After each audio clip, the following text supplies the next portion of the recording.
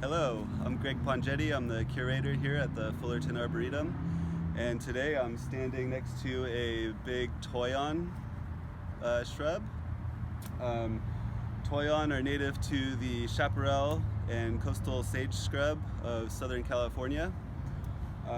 It's a nice, large evergreen shrub.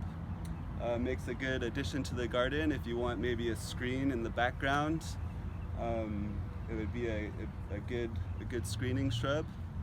And it's June now, and the plant is just coming into flower, which is typical. It usually flowers in late spring to early summer, and then it produces beautiful bright red berries in fall and right around Christmas time. We actually usually use the berries to decorate at the Heritage House.